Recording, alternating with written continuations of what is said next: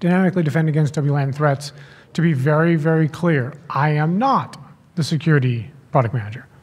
I'm filling in because he was unable to be here, so I apologize for that, but I will be going through this information, and I do have his name and some contact information at the back end. So if you have in-depth questions that you just see me go, you can reach out to him. I don't think this is terribly surprising, and again, in the interest of time, I'm not going to walk you through this. Guess what? Hey, there were more and more and more security threats every single year. I know that, geez, I was absolutely stunned. No, I think we all knew this. But the real question becomes, so what do we try and do about this? As we're installing, running, managing wireless networks, how do we try to ensure that we are constantly keeping up to date? Because you really need some sort of quick response. And these threats happen very, very quickly. Times have changed, right? I mean, if you think about even as recently as like 6, 7 years ago, which I know some people say that's not recent when you're talking high tech, but the perception of what this hacker and attacker might look like was somebody who had almost like a whole backpack's worth of stuff, right? And it took a fair amount of equipment to actually do something, and you had to know quite a lot, and that's just not the case anymore. These days, that's what the hacking tool looks like. That thing's not very big.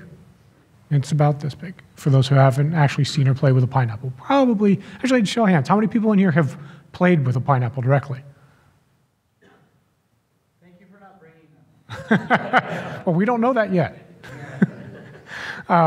For those who haven't, it's relatively small, it's relatively easy, the tools are freely available, and you can run a suite of attacks.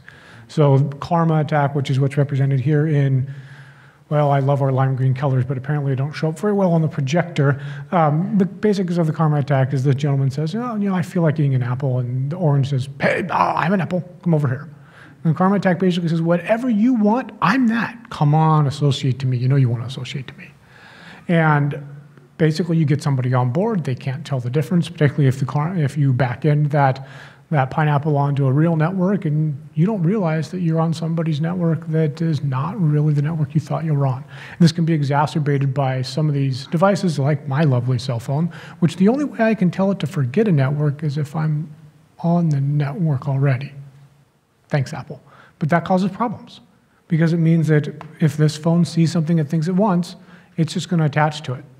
And I can't get them cleared out of there easily when it's not already attached. So what am I sort of building here too, and I'm way ahead of time, awesome, is the dynamic threat update, which is something that AirMagnet brought with our AirMagnet Enterprise product.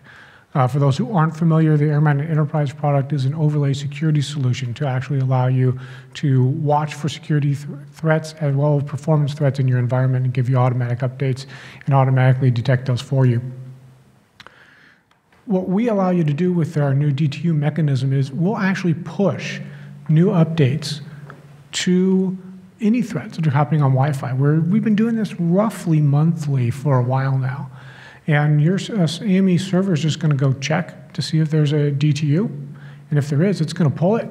It's going to automatically apply it throughout your system in almost a hitless format, and then you're protected. So this is a lot better than a lot of systems currently where, say, I'm leveraging the security that's built into my wireless infrastructure, where I have to wait for the new security load or basically the new firmware from my wireless vendor. I then have to install that, which is typically not hitless, to my wireless network. And frankly, a lot of those guys aren't focused on security 24/7. They're trying to make really good wireless networks, and that's great. But it means they're usually not really focused on security. So this is a really good way to ensure that you are catching and managing any of the wireless threats that can be happening at any given time. So if we take a look at some of the things that we have put in some rapid response against in the last, say, 12 months, you can see a whole list here. I'll call a couple that are more recent. For example, the Wi-Fi direct fuzzing attack and the covert channel attack. Those happened and came out as DTUs just within the last 4 or 5 months. But a lot of these people have probably heard about. You can see actually our lovely pineapple was on the list of something that we put out a DTU on. As this became more prevalent, we put in a DTU so that we would automatically refresh and be able to catch that and alert you that there was a pineapple in your environment. Last thing I want to bring up, I promised that I would expose him, Salah Nassar, who is our product manager for our security product. We've actually started a, well, gosh Lord, That link's hard to see again with our lovely color scheme, but it's on the slides. I'll also read it out in a half second. We've started basically a podcast, an open discussion between one of our security engineering experts as well as our security product manager about security issues. This is not intended to be a product-focused podcast. The intent of this, as Keith has even talked about, is just let's talk about the things that are challenging. And let's be honest, security in wireless is challenging.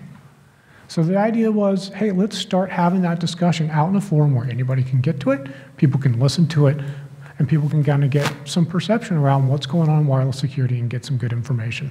So for those who can't read the neon green, that's at soundcloud.com/Wi-Fi security. There's already, I think, 4 episodes that are up there. A couple of them were we sent the guys to like Black Hat and the RSA conference, for example. And so a couple of them were actually them talking about some of the things they saw, some of the things they learned, their impressions of things they saw at those shows. So a couple of good episodes, take a look. Greg Rayburn, he's our security expert, the engineering guy. He's on Twitter, that's his handle. The security product manager, Solana Sar, he's the other one on the podcast. That's his handle. Feel free to reach out to either of them also. You know, they're both fairly active on Twitter. Greg in particular, very, very common to see him tweeting about some new hack or some new thing that he just learned about. So, you know, keep an eye on them. They're a great source of information for Wi-Fi security. That's it, guys.